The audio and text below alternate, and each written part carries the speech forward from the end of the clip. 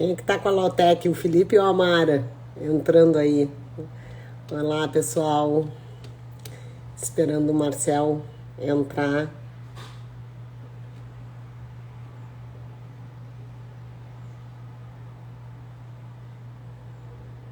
Boa. Vou fixar. Obrigada. Oi, JP. Tá fixado já aqui.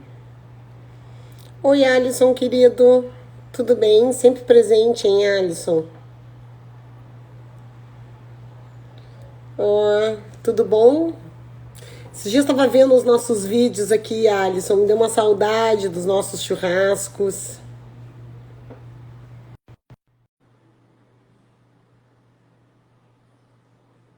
O Marcel já entrou aqui. E aí, Marcel? Deixa eu te Tudo confessar bem? que era eu que estava com a Lotec e não tinha percebido. Ah, era tu? Eu digo, tá, mas quem que tá com a Lotec? Será? Não sabia se era tu, se era a Mara, se era um Camilo. Ai, que Confesso que eu não bom. tinha percebido que eu tinha entrado no Instagram pela Lotec e entrei na live, achando, não, beleza, já vou entrar aqui, quase que eu Já peço para vai, tá participar bom. pela Lotec. Ai, Marcel, agora tu sabe que eu tô desde as 7h30 da manhã sentada aqui. Hoje é o dia que eu dou aula de manhã e dou aula de noite. Então, na Uhum. quarta-feira, geralmente eu não vou pro escritório, né? Porque me Sim. desloco hard, né? Levo quase 40 minutos para chegar lá. Então, eu treinei às 3 horas da tarde. Eu, Foi eu uma dia. treinei de manhã, eu treinei às 8 da manhã, daí vim, trabalhei. Agora tem a live, eu vou dar uma corridinha, depois eu tenho outra live às 19h30 É, hoje. ó, as cachorras, As mas tem essa cachorras. coisa, tá?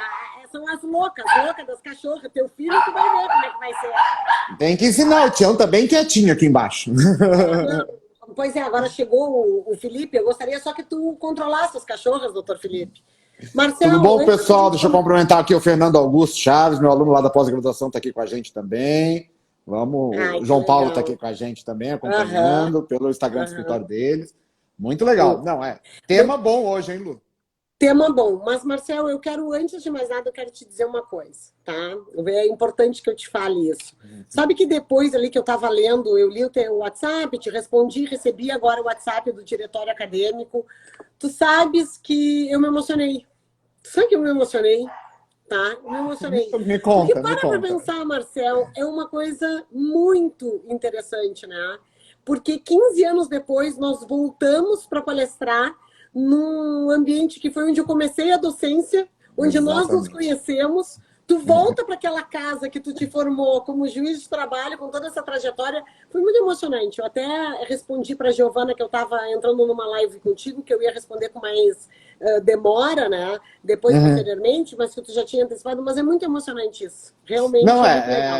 eu também conversei com o João Paulo e falei, é muito legal poder voltar É, ao FSM, né? Um espaço uhum, que começou tudo, né, Luciano? Onde tudo é realmente verdade. começou, né? Então foi É muito legal. verdade. Mas a gente vai É. comentar com o pessoal sobre esse evento também que a gente vai participar, né? Tem Sim, mais sim, um sim. evento, tem dois eventos, né, Luciana, que vai ter agora em outubro também, né? Uhum, uhum. Pessoal, vão se agendando aos poucos. Vai ter dois webinários, os primeiros webinários de Direito, Trabalho e Processo de Trabalho, né, Luciana, pela É, Lotec. pela Vai estar um Lotec, evento muito exatamente. legal. Vão acompanhando, nós vamos divulgar para todos vocês. Acompanhem para se inscrever naquele esquema, né? Vai ser pela plataforma Zoom, inscrição, muito Isso, organizado. Mas a gente vai é, informando vocês. isso. Pessoal, nosso tema de hoje, seguindo aquilo da semana passada, nós começamos os próximos quatro Labor Talks, a gente está com a ideia de fixar realmente na prática da advocacia trabalhista, né, Luciano? Como Exatamente. que o advogado vê, sob o ponto de vista da advocacia da Luciana, e como que o magistrado vê essa atuação do advogado nas suas peças, na audiência, seja onde for. Sim, Então, qual na é o semana reflexo passada... que isso dá? Qual é o reflexo disso quando tu presta a jurisdição, né? Porque tu presta a Exatamente. jurisdição nos limites do que está postulado, do que está contestado, das provas que E é o que foram eu falo para produzidas. todo mundo. A gente debate isso semanalmente, porque quanto melhor for o trabalho de vocês, mais qualificado, mais fácil é o meu, na Sim, análise de todos esses sim. requisitos e Mais pontos, né? fácil e mais qualificado igualmente, né? Totalmente qualificado, exatamente. Uhum. Então, na semana passada, a gente trabalhou sobre a metamorfose da petição inicial, tudo que mudou com a reforma trabalhista, os pontos mais controversos, o que ainda não foi decidido em ação direta de inconstitucionalidade e o que é alvo dessas ações diretas. Hoje, a gente decidiu Uhum. trabalhar o oposto. que é desmistificar a contestação trabalhista, né? O que é a empresa que recebeu aquela notificação de uma reclamatória trabalhista, o que é o advogado dela, como que o advogado tem que atuar. Luciano, acho que antes de mais nada, eu vou começar o nosso cronômetro, né? Primeiro aqui, rodou. Eu acho que antes de a gente falar especificamente sobre a atuação do advogado, a gente deu uma palestra muito legal, pessoal, na segunda-feira à noite, para a turma de Direito, de Escola de Negócios e Administração da UniFTech, aí de Caxias do Sul. E a gente estava conversando que o trabalho do advogado, né, Luciano, e daí tu vai poder falar isso muito melhor do que eu, ele fica muito mais qualificado quando a empresa fornece o subsídio necessário, né? Então, acho que antes da contestação em si, quais são os subsídios, documentos, informações que a empresa fornece ao advogado. Eu acho que é isso, né, Luciano? Pelo que eu me lembro dessa atuação, né? Não, mas é importante, Marcel, dizer para o pessoal que está aqui, talvez alguns saibam, os que foram teus alunos, os que não foram, talvez não saibam, mas tu fosses advogado antes de ser juiz, né? Então, tu sempre tivesse uma atuação, né? Tu efetivamente desenvolvesse aquele período de prática jurídica, não fez de conta. Não foi de conta. Né? Não foi de conta. Então, tu já tem, quando exerces a jurisdição, tu já tem uma boa noção do outro lado, como é que tá. De todos os aspectos, né? Naquela coisa, também não me engana, é muito fácil, né? Não, mas como é que tá do outro lado do balcão, que a gente fala, Exato. né? Exatamente. Bom, então, o que acontece, pessoal? Eu acho que é importante a gente perceber o seguinte, ó. Quando a gente é contratado para fazer uma defesa, eu trabalho muito com o reclamante, mas a minha advocacia, ela é quase toda... Cortou, Luciano. Por isso que falhou. Oi. Imaginei. Vai lá, tá. Entrou uma ligação. Entrou uma ligação, por isso que falhou. Então, o que acontece, pessoal? Quando a empresa ela é notificada para apresentar a defesa num prazo da audiência, tá? Então, antes da gente falar dos subsídios, vamos falar do primeiro ato. A empresa recebe, né, e a notificação... A notificação. E a notificação que a empresa recebe, atualmente, ela não vem grampeada com a cópia da inicial, como era anteriormente. Deixa eu dar um oi para o Rafael Maia, Luciano. Ele é juiz estadual lá da região norte. Nós participamos juntos numa aula da Lex Design sobre visual law. E o Rafael Maia está aqui com a gente. Rafa, um grande abraço, Rafa. Continuando, Lu. Recebeu a notificação. Não é citação, é notificação no processo. É uma notificação que, na verdade, a notificação é o termo técnico que abrange tanto a citação quanto a intimação no âmbito da Justiça do Trabalho. Então, quando a gente vai estudar processo do trabalho, a gente vê que o legislador trabalhista, ele não teve, assim, muita preocupação técnica com alguns termos. Tanto que a notificação é digamos assim, seria um gênero, no âmbito do processo do trabalho, um gênero que inclui tanto a intimação quanto a citação, tá? A citação é o ato que convoca a parte contrária para produzir, né, para apresentar defesa ou para silenciar. Para entrar aos autos, né, para vir para entrar no processo, é o que angulariza a relação processual, o ato da citação, e no âmbito do processo de trabalho a gente chama de notificação. Quando a reclamada ela é notificada, e aí, pessoal, essa é uma terminologia própria trabalhista também, né? A gente não fala réu demandado, a gente fala o reclamado, né? É uma terminologia específica. Assim como no dissídio coletivo a gente fala do suscitante e do suscitado, aqui a gente fala do reclamado, né? Quando o reclamado ele é notificado para comparecer em juízo, para apresentar defesa, se quiser, ele recebe uma notificação com a data. Uma notificação com a data da audiência. Cortou um pouco, Lúcio. Com a data da audiência. Tá, agora tá me ouvindo? Tá. Sim. Uma notificação com a data da audiência. Então, ele recebe essa notificação com a data da audiência. Muito bem. Recebeu a notificação com a data da audiência. O que é a primeira coisa que o advogado precisa saber? Ele precisa saber que a data que a defesa tem que estar pronta com documentos é a data da audiência. Ah, professora, mas tem uma diferença agora em épocas de Covid. Em tempos de pandemia, já recebi despacho dizendo que a contestação tem que ser em 15 dias em secretaria. Isso, e agora eu vou deixar para ti. Por que isso aconteceu? Vamos lá, gente. A alteração principal que trouxe, né? Algumas varas, e isso não é unanimidade, começar por aí, nem entre os tribunais, nem entre as varas, decidiram adotar a sistemática do processo civil, que é a apresentação da defesa em secretaria, o que todo o advogado que atua na Justiça Comum está acostumado a fazer. Recebe lá pelo 384, salvo engano, do Código de Processo Civil, e a defesa é apresentada naquele prazo de 15 dias em secretaria. E isso é totalmente diferente da prática do processo trabalhista. Sim, isso Mas não tem isso previsão legal. não tem previsão legal. E na leitura minha, Marcel, juiz do trabalho aqui, eu penso que não seria nem aplicável, porque a gente não tem omissão e eu entendo, inclusive, ser incompatível. Porque a CLT fala que o prazo acima de 5 dias já está valendo para apresentar a defesa, se a audiência for marcada em até 5 dias. Então, eu penso que não tem nem omissão e nem compatibilidade. Mas, como nós ficamos um período bem extenso sem a realização de audiências,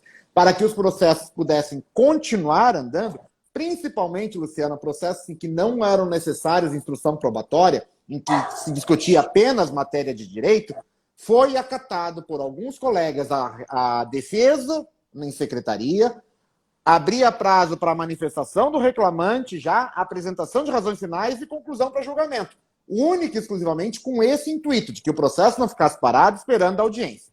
Logo em seguida, a pandemia, nós começamos as audiências telepresenciais. Então, a maioria das varas já suprimiu a utilização do 384 CPC e está realizando as audiências telepresenciais e recebendo em audiência como rege o processo do trabalho. Sim. Por que eu estou dizendo isso? Então, exatamente esse apanhado que o Marcel fez, né?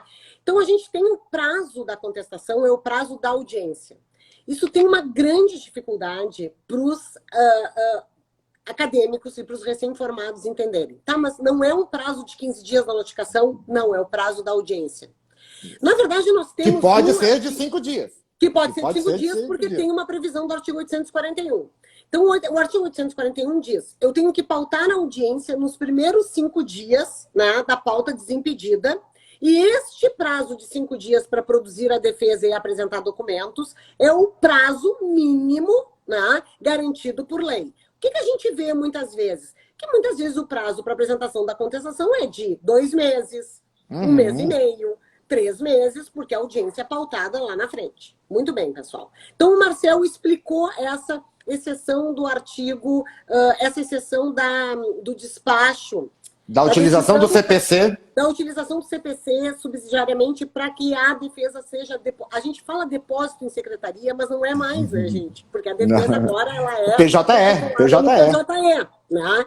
Então, para o protocolo no PJE. Quais são os reflexos disso? Eu vou te dizer, Marcel, que eu agora há pouco, como advogada de reclamante, teve um processo meu que o juiz despachou determinando a juntada da defesa em 15 dias. A parte não juntou 15 dias úteis, que é uma alteração também da reforma trabalhista. Contagem de prazo em dias úteis. O reclamado não depositou, não protocolou a defesa no processo e eu já peticionei requerendo os efeitos da revelia. Aí eu expliquei para a Maralina. A Maralina me disse assim, não, me explica isso que eu não estou entendendo. Aí a explicação é exatamente essa que nós estamos falando aqui e eu ainda disse. Pode ser que ele suscite uma possível nulidade porque o juiz não pautou a audiência inicial. Tá? Como prevê a legislação trabalhista e o processo do trabalho. Exatamente. Mas, se o despacho fundamentou a utilização do CPC, pode ser que o tribunal, ao analisar essa nulidade, entenda que não teve nulidade nenhuma nesse ponto. Exatamente. Então, e Luciana, eu penso até mais o seguinte, não necessariamente, claro que o fundamento do CPC traz uma ritualística, pelo menos, apresenta uma ritualística. Mas poderia o juiz do trabalho, a partir do momento em que ele decidiu que vai ser apresentada a defesa diretamente no PJE e não em audiência, determinar que fosse apresentado em 10 dias. Sim. Porque o prazo da CLT são 5 dias. Ou até 5 dias, é o que eu ia dizer. Até 5 dias. Então, mas eu acho, e daí eu falo, a minha opinião eu manteria em audiência. Eu acho que se cada vara adotar um procedimento diferente, vai enlouquecer os advogados e os próprios magistrados, porque o juiz substituto, por exemplo, passa em todas as varas. Não, e cria uma insegurança jurídica, né, Marcelo? Total, cria uma insegurança. Total, concordo. Tá, muito bem. Então, está esclarecido esse primeiro aspecto. Então, chega um cliente lá no escritório, diz, olha, doutora, fui notificado aqui para apresentar a defesa, eu não sei o que ele está pedindo. Lá na notificação vem uma chave da petição inicial e dos documentos. né? Isso também é uma questão que gera uma certa dificuldade do reclamado, porque o Com reclamado certeza. não tem familiaridade com o sistema, PJE, né? com o próprio Com o PJE, PJE, onde é exatamente. que ele entra no site do TRT, se ele é parte, se ele não é parte, digitar aquele número gigantesco, ele não tem uma familiaridade. Aí chega lá no escritório, eu vou acessar a defesa e os documentos, né? E geralmente eu imprimo para entregar para a parte, para ela ter uma cópia. Eu digo, olha, tá aqui no computador, queres que eu te mande por e-mail, né? O PDF do processo inteiro. E aí nós vamos analisar o que está sendo pedido na petição inicial. Se a petição inicial, ela estabelece, né? Ela fixa os limites da lide, né? Sempre. Pelo exercício, né, do direito de ação, né? Princípio do dispositivo, a contestação de outra forma, de outra banda, também vai fixar. Ela não pode, via de regra, alargar. Tem algumas Exatamente. hipóteses, né, como o pedido contraposto. Contraposto, exatamente. Né? Aí sim, muito bem. Ainda Aí, que seja muito raro na Justiça do Trabalho, né, Luciano? Isso é mais comum na Justiça Comum. Aqui na Justiça do Trabalho, raramente eu me deparo com uma reconvenção ou um pedido contraposto. Realmente é muito algumas raro. demandas um pouco mais complexas que envolvem, por exemplo, contrato de comodato, né? Quando envolve algo desse gênero, que teve... por exemplo, reclamante que reteve algum determinado bem do empregador na saída, né? Ou até tem alguns advogados que faziam um pedido de compensação via reconvenção. Tem algumas questões específicas que tu discute essas figuras, né? Mas isso também é afetado com a reforma do CPC, né? Porque isso nós não temos previsão específica na CLT. Então, a questão da reconvenção, de pedido contraposto, muito utilizado no sumaríssimo, por exemplo, a gente ia se beber lá na fonte do CPC, que tem aplicação subsidiária. Muito bem, aí o que acontece? Eu vou lá e vou analisar a petição inicial e, a partir dali, eu vou trazer as informações do meu cliente. Eu vou perguntar, esse cara trabalhou nesse período? Ele está alegando que ele tem um período sem carteira assinada. Isso é verdade ou não é verdade? Ele está juntando documentos de recibos, por exemplo, antes da carteira assinada. Quanto tempo ele tem de contrato? Quais são os documentos que tu tem a esse respeito? Né? Então, eu vou trazer o substrato fático, que o meu cliente vai trazer a versão relatar, dele, exatamente. Vai relatar, e eu vou perguntar quais são os documentos que ele tem para amparar aquela tese. E aí a frase que eu sempre digo, já falei na semana passada e repito hoje, vou repetir em todas as nossas lives tratar do assunto. O advogado é o primeiro juiz da causa. O advogado tem que saber fazer a leitura do que ele tem em mãos para produzir uma inicial e para produzir uma defesa, para saber o que vai poder ser julgado em cima daquilo ali, Luciano. Então, eu acho que é muito importante essa atuação. E aí eu vou te fazer já uma provocação e vou lançar... Não, deixa eu só, antes de tu me provocar, porque tu adora me provocar, eu abro aqui a live, abrindo meu coração, quase chorando, tive que me controlar para não chorar. Eu tenho aqui um pessoal já está se manifestando aqui. Não, o Guilherme Lima aqui está querendo defender o CPC. Daqui a pouco a gente bate nele, não tem problema. Daqui a pouco a gente bate nele. Tá, isso. Tá bom, vamos lá. Então agora pode me provocar. Deixa vamos lá. A provocação é a seguinte. O teu cliente chegou e te falou, olha, doutora, eu paguei o 13º, mas não tenho o documento. Não tenho o recibo. Ou mais, eu não paguei o 13º.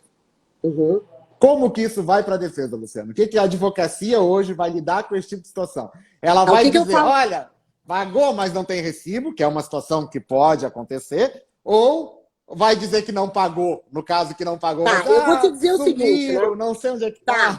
Então tu tá me provocando, mas eu vou te responder essa provocação numa ordem da defesa. Tá bom, Marcelo? A ideia era essa. A ideia era exatamente essa. E depois eu quero responder o Guilherme. Eu quero responder o Guilherme. Tá? Eu vou justificar para ele porque que a impressão que ele tem acerca... Totalmente errada, totalmente errada. Tá equivocada, mas tudo bem. Né? Depois eu respondo o Guilherme. E aí eu deixo tudo fazer a provocação com o Guilherme. Bom, Marcel, o que acontece? A primeira questão que eu vou analisar vai ser: tem alguma prejudicial de mérito? Tem alguma preliminar a ser suscitada? Aquela petição inicial, ela consegue ser conhecida, não consegue ser conhecida? Eu consigo contestar, mesmo sabendo, né? A gente falou disso na semana passada, que os requisitos da petição inicial estão no 840, que há uma relativização da inépcia, eu preciso ter uma narrativa, assim, lógica da causa de pedir, precisa decorrer o pedido. Eu tenho que ter, né? Pedido imediato. Então, se não há nenhum defeito na petição inicial que me impeça de contestar, essa petição está ok, não existe nenhuma inépcia, não existe legitimidade de parte, por exemplo, né? Não tem nenhuma preliminar a ser suscitada, eu passo para um segundo ponto. Qual é o segundo ponto? Existe alguma prejudicial de mérito, alguma questão de prescrição e decadência a ser levantada? Né? Não, e como isso é importante, porque às vezes a gente já... Existe a grande discussão da possibilidade de reconhecimento da prescrição de ofício, né, Luciano? Isso é uma discussão no processo de trabalho, a gente sabe disso. Tem alguns juízes que entendem cabível, tem alguns doutrinadores que também entendem cabíveis. Mas e o tem CPC doutrinadores... mudou isso, né, Marcel? O CPC em 2015 mudou, né? Trouxe essa alteração, que você vai falar sobre isso. E também tem doutrinadores de muito peso dizendo que é totalmente inaplicável qualquer reconhecimento de ofício da prescrição. Então, isso, o advogado atento vai se atentar a isso. Ainda que, Luciano, daí fazendo uma crítica quase social, é muito raro o contrato com mais de 5 anos que eu tenho pegado, que se está discutindo. Então, a gente está cada vez mais escasso, pelo menos. Os contratos estão cada vez menores. Existe? Existe. Talvez assim, ó, talvez nessa, digamos, no tipo de atuação que tu tem, o tipo de processo que tu mais pega na tua região. Né? São safristas, em regra.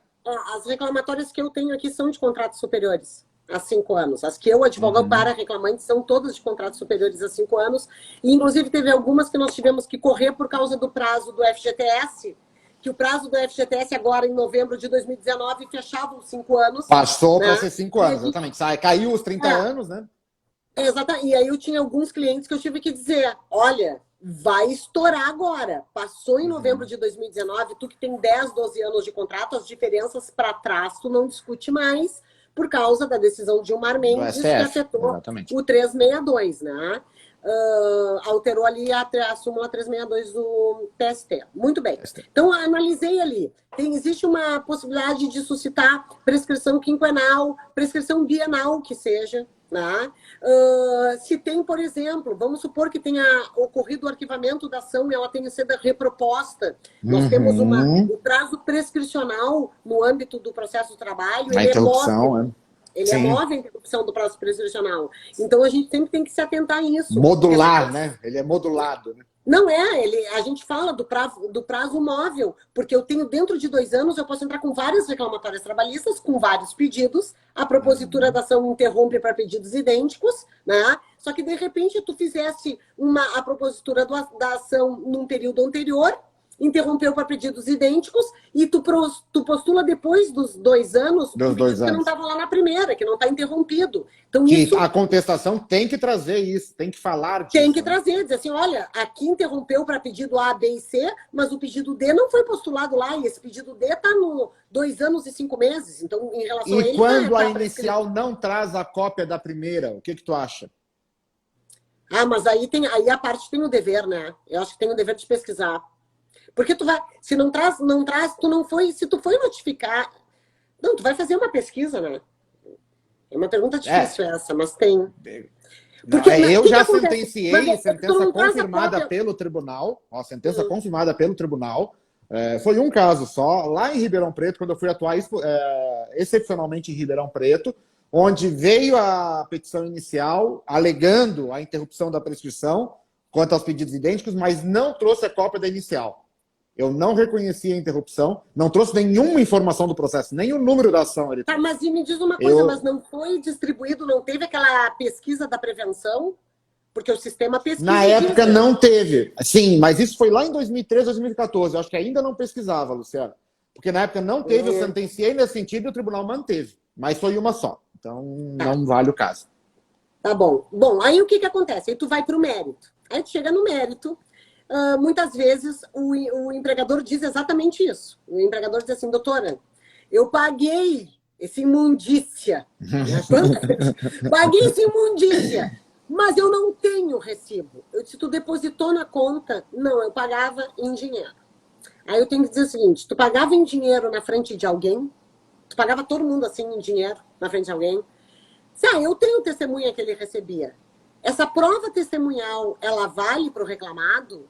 Marcel, eu sou muito categórica nesse sentido.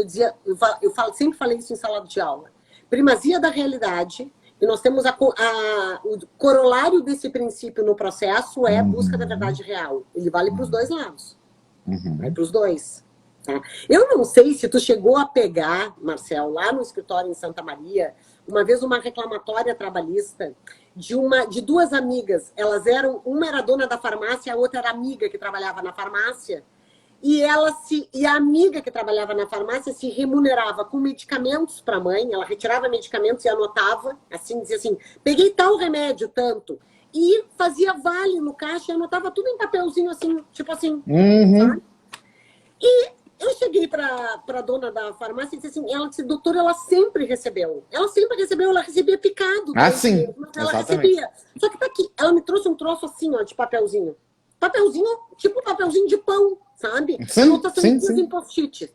Eu disse, eu vou juntar tudo. Porque tava as datas, assim, tipo, 5 de maio, 12 de maio, tá? Que mostrava, inclusive, que o que ela retirava de vale do caixa e que ela retirava de medicamentos, muitas vezes superava o salário mensal, tá? Eu fiz toda a juntada daqueles valores. E aí? E foi acolhido. A Beth reconhecido o pagamento reconheceu do e disse, salário. reconheceu o pagamento. Até porque teve uma impugnação quanto à forma, disse assim, não, o que prova é recibo de pagamento, né? Mas não teve quanto ao conteúdo.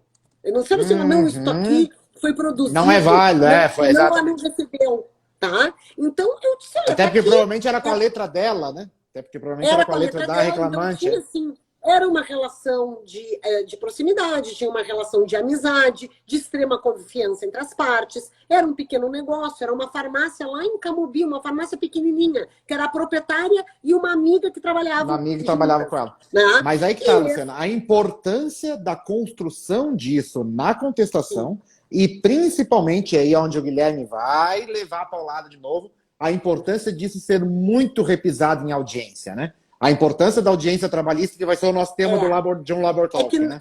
É que, na verdade, agora eu vou responder para o Guilherme, se tu me permite. Na verdade, é o seguinte, ó, o que a gente percebe?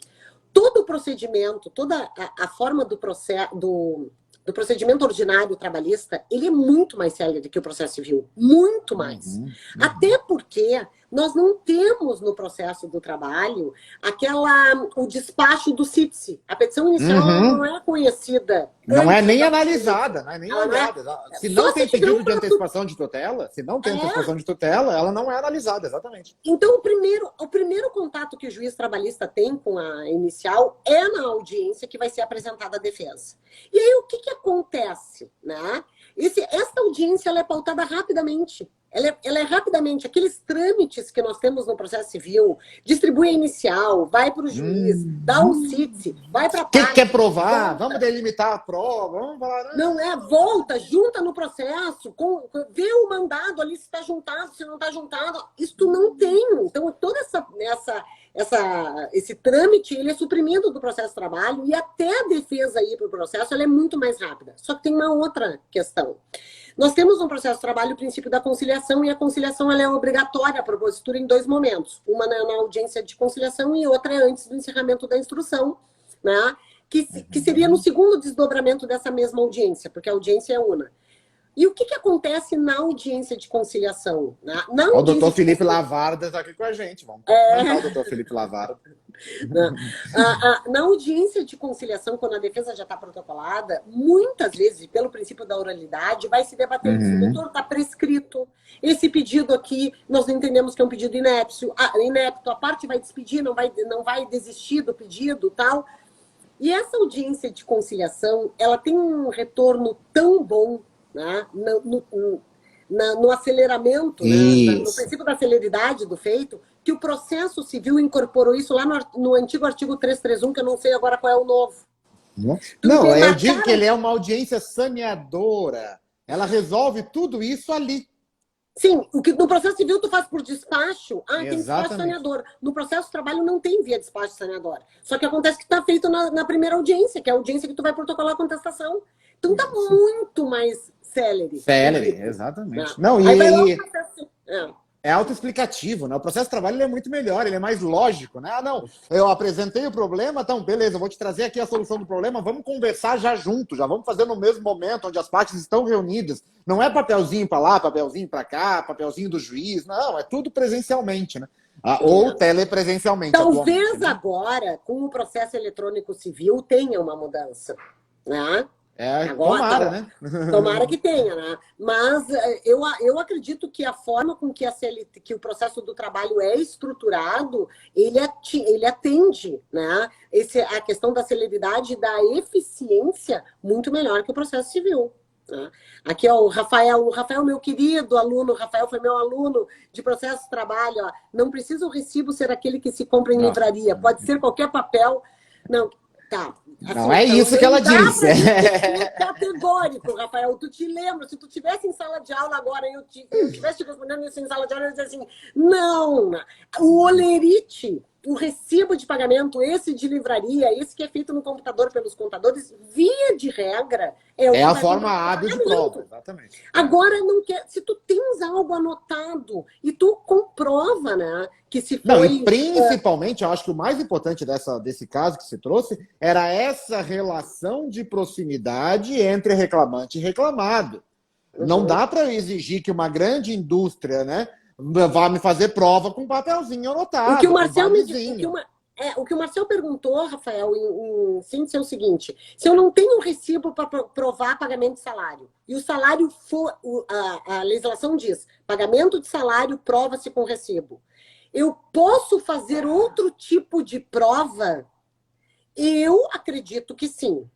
Porque é a mesma coisa, o contrato trabalhista, muitas vezes ele é verbal, as cláusulas são entabuladas no decorrer do contrato, elas são cláusulas tácitas, e tu faz a prova da existência do contrato e das cláusulas contratuais por testemunha. Só que isso não é algo aplicável apenas ao reclamante, também ao reclamado.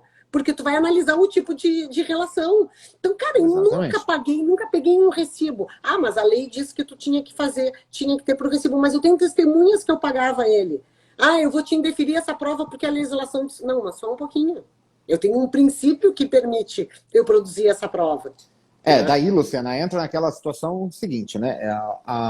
Ainda hoje, numa das minhas postagens no Instagram, um querido amigo aqui de São José do Rio Preto pegou e falou: é sempre a Justiça do Trabalho que ganha e na Justiça do Trabalho é sempre o empregado que ganha. Ele fez uma provocação, ele estava me provocando quanto a Mas é uma provocação já meio, tu tem que dizer para ele que esse discurso demodê, totalmente demodê e ultrapassado. Foi o que eu respondi para ele.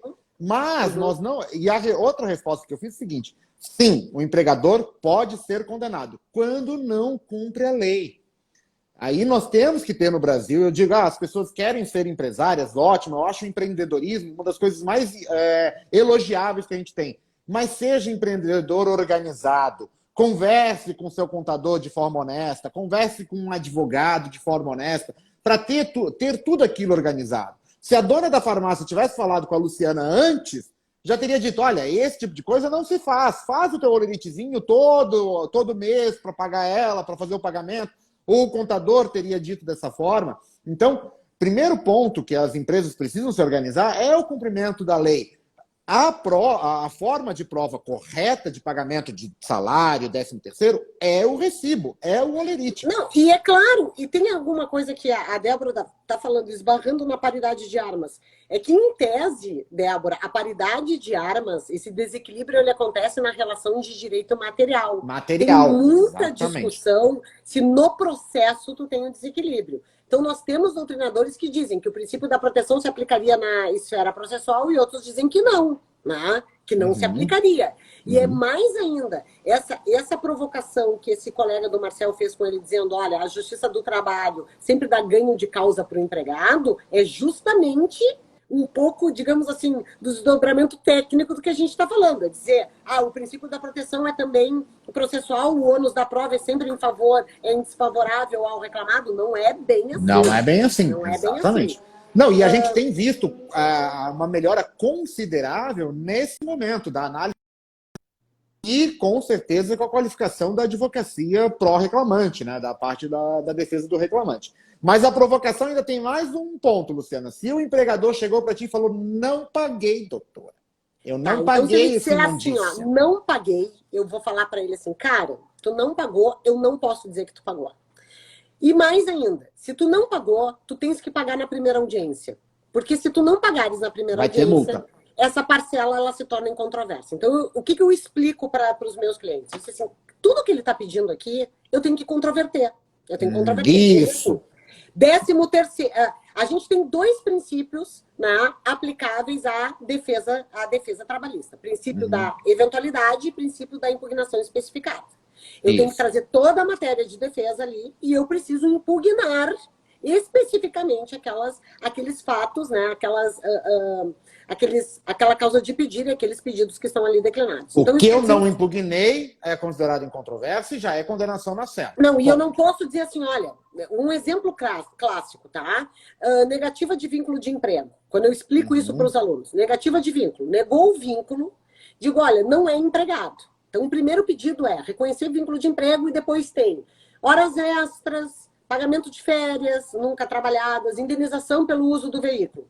Aí o reclamado contesta só o vínculo e diz, não tem vínculo de emprego, ele não era empregado, então essas parcelas aqui decorrentes do vínculo empregatício não são devidas pela inexistência. Tá, meu querido, mas só um pouquinho. Pelo princípio da eventualidade, tu tens que contestar as demais parcelas. Porque se eventualmente reconhece o vínculo, tu tens que dizer, ele não trabalhava mais de 8 horas por dia. Porque se tu não contestar, não impugnar especificamente, então, primeiro... Isso não quer dizer que tu está dizendo que ele é empregado, mas é porque é a principiologia do processo que tem que ser explicado pontualmente para os advogados. E eu vejo, Luciana, que isso não é explicado. Os advogados chegam, me deparam com defesas ou iniciais que não levam isso em consideração, infelizmente. Sim. Então, eu acho que o Marcelo, Marcelo, né? Marcelo está perguntando aqui, ó, quando a contestação é juntada em sigilo sem qualquer justificativa... O Marcelo Tsukamoto. É o Marcelo, né? Isso. Não fere o parágrafo 2º do artigo 22. Isso aqui, eu quero que tu me responda, porque uma vez eu tive uma briga muito forte com um advogado por causa disso. Minha audiência por causa justamente dessa questão. Ele protocolou em sigilo a contestação e a juíza não abriu a contestação. E eu, depois da audiência, eu não consegui abrir antes, tá? Eu não tive acesso antes. E eu, depois da audiência, eu não consegui baixar. E aí eu pedi. Aí eu dei uma forçadinha. Informou. Não, na verdade não informei, eu pedi que fosse considerado revel, tá? Porque a defesa eu não tinha tido acesso. Esse advogado me ligou, meteu uma boca desse tamanho. Ele me xingou até a 15ª geração, aí ele foi me... Vamos lá. Defesa em sigilo, certo, gente?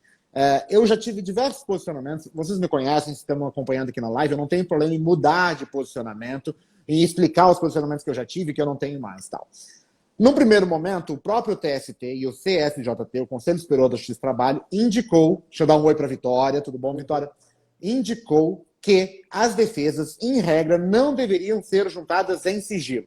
Não deveriam ser juntadas em sigilo. A gente tem um provimento, não é lei, gente, a gente tem um provimento pedindo que a defesa seja juntada até um dia antes, né? E nada disso está previsto em lei. A lei diz que ele pode juntar, de repente, no pendrive, 5 minutos antes da audiência. Sim. A defesa ali. Não tem problema nenhum quanto a isso. Também não existe lei determinando que a juntada seja feita sem sigilo. Ou seja, se o advogado decidir juntar com sigilo, não tem problema nenhum. Ele pode juntar só a defesa, só a contestação, a peça contestatória no sigilo. Ele pode juntar só os documentos no sigilo. De repente ele tem algum documento ali que é uma cartada na manga, que eu brinco, né? Tem algum documento muito importante que ele quer só mostrar em audiência. Ele pode juntar em sigilo. Então, num primeiro momento, eu era contra o sigilo. Mas depois de um certo tempo, o que eu me deparei? Que a empresa juntava a contestação, às vezes 5 dias antes da audiência, fora de sigilo, e o reclamante não aparecia. Não, ou fazia o seguinte, tinha uma alegação... Aditava, fazia um aditamento. E que em tese pode, né? Pode. E aí, a partir desse momento, quando eu me deparei, não foi uma nem 2 vezes, com algumas repetidas vezes, isso eu comecei a falar. Eu, se advogasse, juntaria em sigilo. Principalmente se tiver alguma informação, por exemplo, que são as cartadas, né? A canastra real na mão ali, para total improcedência da ação. Eu juntaria em sigilo. Então, Marcelo, penso eu que, diante da ausência de um normativo legal obrigando que a contestação não seja em sigilo, ou listando de forma não só exemplificativa, como taxativa, as situações em que poderiam ser juntadas em sigilo, diante da ausência disso, eu penso que não há problema da juntada de sigilo. Mesmo quando há determinação judicial para que seja juntada sem sigilo, Marcelo, como eu digo, a determinação judicial ela tem que decorrer de lei. Ela tem que decorrer da lei. Então, a partir do momento que o juiz determina obrigatoriamente a juntada sem sigilo, ele está fazendo um ato, digamos, ilegal. Entende? Sim, não. E aí, assim, ó, se ele está determinando a juntada sem sigilo e ainda nas 24 horas anteriores, eu sequer juntaria. Vou dizer, sem sigilo, eu junto na hora da audiência. Pronto, também, exatamente. Tá? É esse o prazo legal. É esse exatamente. O prazo legal. Mas tudo uns meandros, né, do dia a dia, daquele nosso dia a dia de 15 audiências por dia, que a gente vai se deparando com essas situações. Você ia fazer uma provocação. Não, eu ia te dizer o seguinte, e outra coisa, Marcelo, tu conheces as preliminares trazidas nas contestações, alegando que a inicial é inepta porque não traz os demonstrativos de cálculo?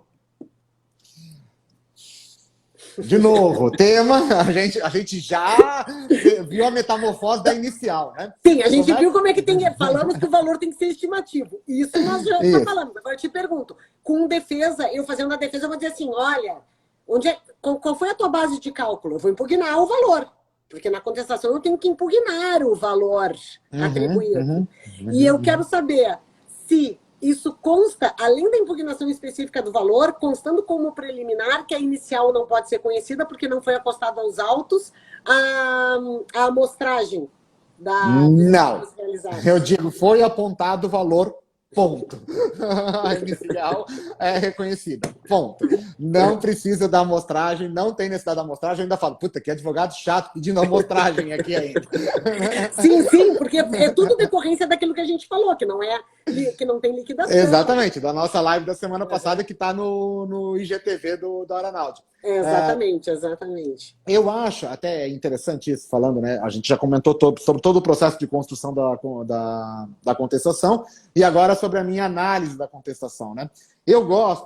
Marcel, acho que facilita muito o nosso trabalho quando ela é cronologicamente organizada e num sentido lógico, né? Eu não faço a defesa, ainda que de forma especificada, né? Mas, eu vou falar aqui sobre a adicional de insalubridade, depois eu vou falar sobre a multa do 467, não. Segue uma ordem lógica, né? A ideia da prejudicialidade que a gente tanto fala, né? Por quê? Porque a sentença vai ter que correr a prejudicialidade. Eu brinco, e às vezes a gente sabe, e aí não é tom de crítica, é tom de comentário. Sim. Eu já me deparei, Luciana, com situações seguintes. Uma inicial bem montadinha, especificando contrato de trabalho, com contrato certinho, jornada de trabalho e tal. Vem a contestação num texto corrido, à la José Saramago, sabe? Nem pontuação tem direito. Né? Sem parágrafo, sem nada, um texto corridíssimo, né? E uma vez eu, na minha vã ingenuidade, perguntei para alguns amigos advogados o porquê daquilo. E a resposta foi tão honesta, eles falaram porque nunca o juiz vai conseguir captar tudo que está ali, vai ter embaixo de declaração certo. Falei, que interessante. Foi estratégico. Estratégico. O que eu fiz? A sentença também foi assim. Texto José Saramago. De cabo a rabo, assim, a data era a última parte da frase lá no final, né? São José do Rio Preto, 8 de setembro de 2019. Eu quero ver se esse advogado vai se deparar, se ele vai conseguir enxergar todos os detalhes e não vai recorrer, de repente, daquela situação que eu quero ver. Não, tu juntou tudo, relatório, fundamentação, dispositivo. Tudo, sem nenhuma separaçãozinha, na mesma letra, mesma fonte, mesmo tamanho, sem negrito, sem nada. Eu quero ver. Quero ver agora ele fazer. E fizeram embargos. Não, eu acho que eu não acompanhei a sentença, mas ele não deve nem ter lido a sentença. Ele deu 15 laudas, sem nenhum parágrafo, sem nada. Atualização monetária, juros, correção. Os requisitos do 832 lá estavam presentes, né? Sentença impecável, modéstia à parte, impecável. Mas eu recebi a ligação do desembargador me perguntando por que a minha sentença tinha sido feita daquele jeito. Aí tu disse, o senhor leia a contestação, vai saber. Não, olha, o pessoal tá rindo aqui. Lu, 39 minutos, tá ótimo o nosso bate-papo. Mas só fazer só antes da gente fechar, a gente não falou tudo, né? A gente queria trazer alguns pontos. O Rogério que colocou aqui, ó, tive um caso que o magistrado determinou que a contestação fosse juntada sem atribuição de sigilo, inclusive sob pena de revelia.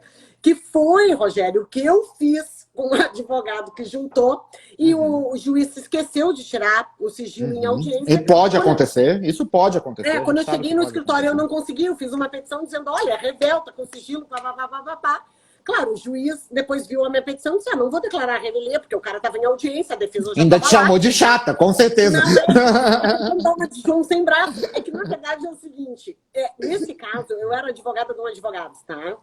E esse advogado, não porque eu quero, porque tinha uma questão, quando tu é advogada de advogado, e era quando eu falava de advocacia, tinha uma questão pessoal. Claro. Né? Eu disse, olha, tudo bem, né? Aí tu vai dizer assim, tu como advogada, tu faz o que teu cliente quer. Eu disse, não faço o que o meu cliente quer, porque eu tenho a responsabilidade técnica. Só que eu disse, pode ser que a gente tome uma puteada. Não gerou efeito e isso afetou o relacionamento com o advogado da outra parte. Que no final... Luciana, isso até é interessante, deixa eu até dar o meu último recado aqui também. O advogado do reclamante se deparou em audiência e viu que não, a parte está ali, a parte está comparecendo em audiência, e vê que a defesa não está nos autos, fala isso em audiência. Doutor, foi juntada a defesa? Não, foi juntada em sigilo. Isso tem que ser conversado. Eu digo, o processo de trabalho tem a simplicidade e a oralidade como norte. Isso tem que ser conversado sempre. A gente tira o sigilo na hora, eu tiro o sigilo, já disponibilizo para o advogado. Eu, Marcel, tenho o seguinte posicionamento. Eu sempre dou prazo para impugnar a defesa e documentos. Eu nunca exigi e nunca vou exigir, ainda mais nas complexidades das reclamatórias que a gente tem hoje, que o advogado, em 15 minutos, me analise documentos e Não, e tem uma outra questão, né? Em tese, o processo do trabalho, a fase de instrução está aberta, né? Ela está aberta. Até as razões finais. Até as razões finais. Então, tem aquela questão que tu poderia juntar documentos até as razões finais. O que acontece? Não, mas é que processualmente tem, Marcel. Agora, o que acontece? O processo, ele precisa... É por uma questão de organização da secretaria. Que aí vem a questão dos prazos preclusivos, né? E aí traz a celeridade processual, né? Não, depende, né? Porque se tu organiza a tua secretaria, mas a tua audiência de prosseguimento está com uma pauta para 2021, me diz qual é o fundamento que tu não vai me dar um prazo de 30 dias. Eu hoje mesmo recebi uma notificação de um processo, o juiz dizendo o seguinte, o reclamado está pedindo 3 vezes o mesmo prazo e até agora não juntou documentos. E ele está brincando, ele vai sofrer uma penalidade se não juntar agora. Derradeiramente defiro e caso não junte, vai sofrer uma penalidade por deslealdade processual. Né? Exatamente. Bom, pessoal, mas como a nossa proposta aqui é de meia hora, eu sei que ficou pendente. Né? A gente ainda vai debater, né? Os nossos Labor Talk ainda tem audiência, né, Luciana? A gente vai falar de audiência e recursos, a gente ainda vai falar de recursos. Então, não, de sentença, quem sabe, né? a sentença, a análise da sentença e depois recursos. Tá. Quem sabe a gente encaixa mais um de contestação. Ou, de repente, um Labor Talk inicial e contestação, para a gente bater o que foi falado nas últimas duas. Pessoal, a live vai ficar disponível, vocês já sabem, né? Sigam eu, a Luciana. Olha aqui, Marcel, que entrou a Maria Emília, Marcel. A Maria Emília tá aqui, olha só. Emília, que saudade tua, Maria Emília. Muito jóia, muito bom. Deixa eu cumprimentar o Cauê, que entrou aqui também, colega aqui, advogado aqui da região de São José. Advogado não, desculpa, Cauê. Juiz aqui da região de São José do Rio Preto. E a Mimi também, a Mimi tá aqui, vou dar oi pra Mimi. Gente, um grande abraço a todos, nos acompanhem. Pessoal. Às 19h30 tem a batalha. Processo civil versus processo de trabalho. Vai ser muito legal a live. Luciana, acompanha com a gente. Eu vou lá dar uma provocada. Tá? Beijo, tchau. pessoal.